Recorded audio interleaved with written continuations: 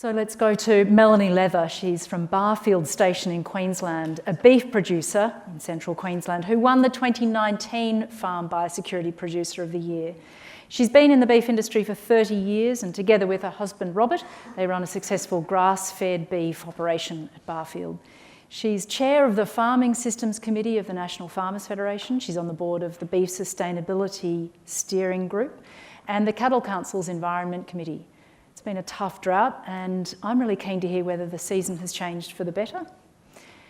And biosecurity is key to the success of their enterprise. So she's going to be talking about importance of on-farm biosecurity for the beef industry. Please welcome Melinee Leather. Hi, my name is Melinee Leather and this is my family's property, Barfield Station. Here in central Queensland we breed and finish cattle for the organic, EU and natural pasture-fed markets.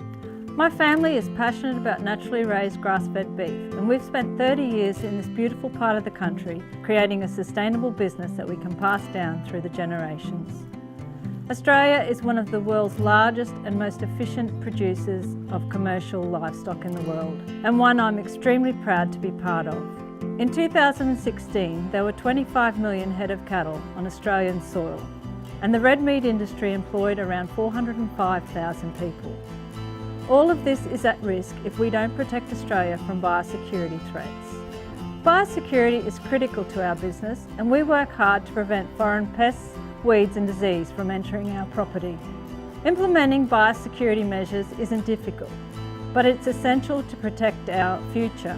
Here at Barfield Station we quarantine cattle coming in from other properties to ensure that they are free from diseases before they mix with any of our other cattle. While we've been lucky here in Australia, we can't take our foot off the biosecurity pedal. Foot and mouth disease is one of the biggest biosecurity concerns for us Aussies. We are currently free from the horrible disease. However, some of our closest neighbours have been infected for some time.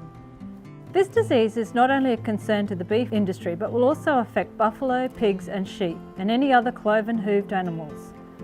The disease can be brought into Australia very easily, so we must be vigilant.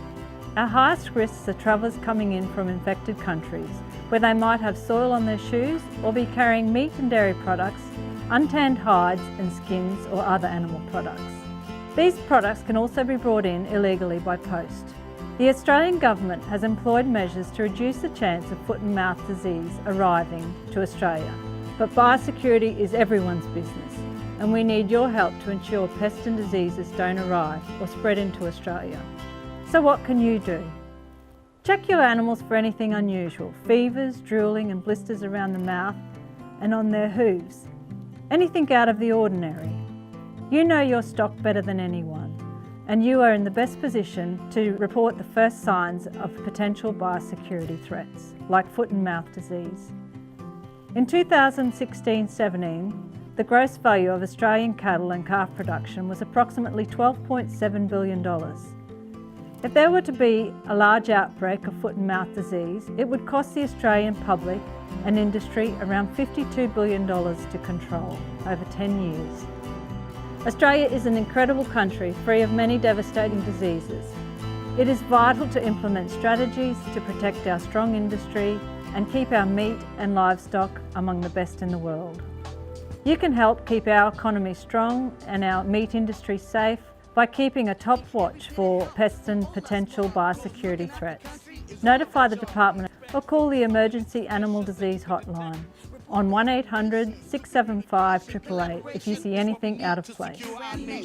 Protect our lands and waters. Keep it safe for our sons and daughters. Your line, my line. There we go. Slide pitch, thank you. Thank you very much. It's such a pleasure to be here today and what a great lineup of speakers we've heard so far at the conference. Certainly been a very enjoyable day. That video clip was taken for the Department of Agriculture, Water and Environment to help spread the word about the importance of biosecurity in protecting Australia from the entry of unwanted pests and diseases. So I think they did a great job with those videos. The Outlook 2020 conference program has centred around the practical steps to reaching 100 billion by 2030. I challenge that this can't be achieved if we don't get biosecurity right. Biosecurity not only protects our people, animals and environment from unwanted pest and disease, it protects our markets and economy. Australia has some of the highest standards for food safety and disease-free status in the world, and we must protect that. Today I'm going to focus on the importance of on-farm biosecurity for the beef industry and tell you my family's story of how we implement biosecurity on our properties. So why is farm biosecurity so important for the beef industry?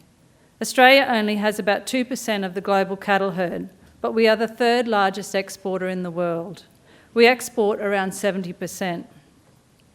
Australia's red meat and livestock industry turnover was $65.7 billion in 2017-18 and employed over 400,000 people.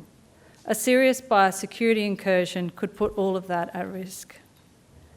Even though Australia has some geographical advantage to other countries due to isolation, the threat of disease entering at our borders is extremely high.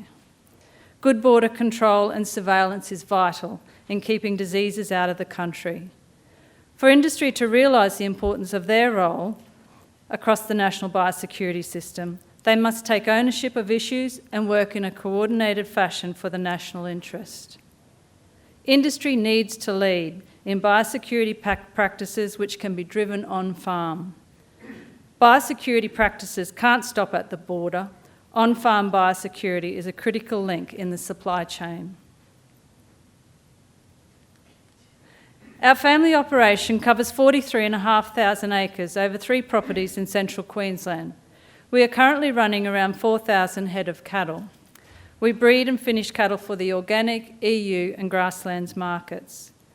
Our properties are situated about 350 kilometres apart, and we frequently shift cattle, vehicles and equipment from property to property. These movements increase the risk of spreading disease or introduce pests and weeds between our properties. This, along with the commitment to our markets to produce a clean green product, drives us to be diligent with biosecurity practices. So what measures can be taken on-farm to protect our biosecurity? We develop on-farm biosecurity plans to suit our individual operations. We must remember there is no one-size-fits-all. Each property is different in terms of management and facilities, so there is no blanket approach to biosecurity. Monitoring and surveillance, adequate management of people, animals and vehicles, maintaining thorough records and checklists, meeting legislative requirements, including traceability of animals and products, are all necessary steps that must be considered and implemented. There are 6 key areas we consider when assessing and managing biosecurity on our properties. These include farm inputs, people, vehicles and equipment, production practices, feral animals and weeds, farm outputs, and we plan, train and record everything. Anything moved onto our properties can be a potential source of pests and disease, including cattle and feed. To reduce the risk, we ensure we meet our property certification requirements. All introduced cattle must be accompanied with a national vendor declaration and an animal health statement. They must have an NLIS device fitted and have lifetime traceable status on the national database. We quarantine all introduced cattle for a minimum of 21 days in designated quarantine paddocks where they can be monitored regularly. Any feed purchase must have a commodity vendor declaration and be free from any unwanted seeds, soil and pests. People, vehicles and equipment are always a high biosecurity risk when moving between properties, as are visitors, contractors and utility service providers. We have clear signage at entry points to the properties for all visitors to phone the manager and stay within the roadways and designated parking areas. Visitors must also complete and sign a visitor register. We have a designated washdown area for our vehicles and equipment and request that contractors and utility service personnel use the council washdown facility before arrival. It is important that our production practices are clear to all staff and family members that work on the properties. Regular monitoring for anything unusual is part of everyday business. When moving stock, checking fences and waters, we are constantly monitoring the health of our animals, any unwanted weeds or feral animal activity. We have vaccination programs to not only protect our livestock, but also our people from potential zoonotic diseases. Awareness and prevention is critical when you consider that 75% of new human diseases are zoonotic. When moving livestock off our properties, we are mindful of maintaining biosecurity protocols by ensuring they are accompanied with NVD, animal health statements, and are loaded according to the Fit to Load Guide and the national standards for livestock transport. Finally, we ensure staff and family members are well trained. We can trace where animals or plants have come from and where they go.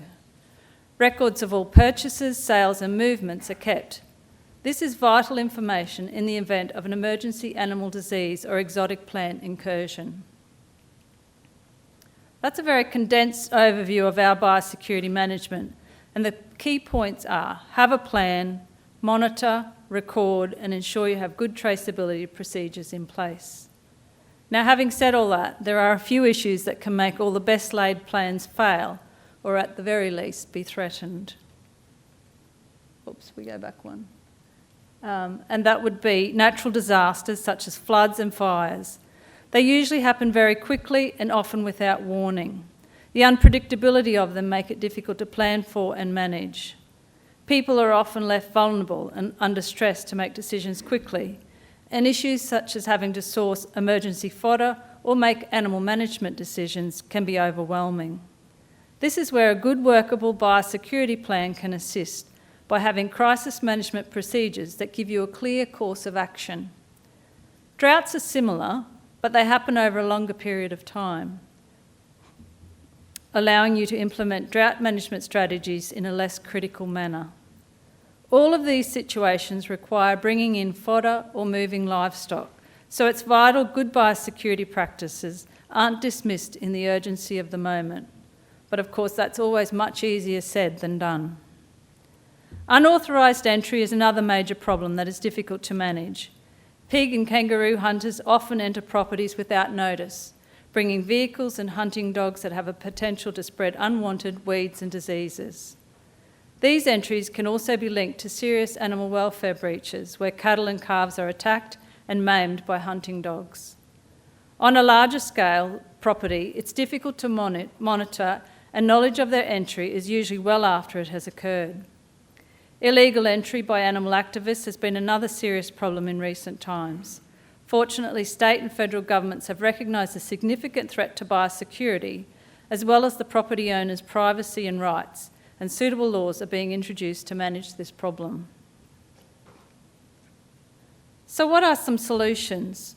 Collaboration amongst industry, government, researchers and community must continue to ensure emerging and future threats are well resourced and dealt with using strong policy frameworks.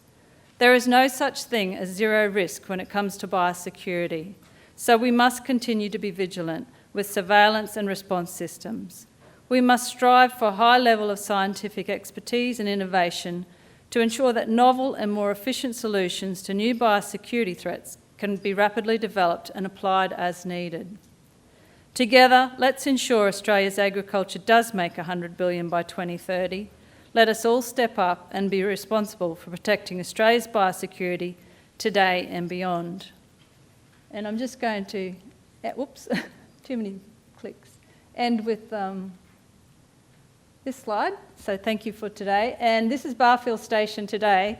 That just gives you an idea. It's not always brown and horrible looking, and the rain generally does fix everything. So thank you.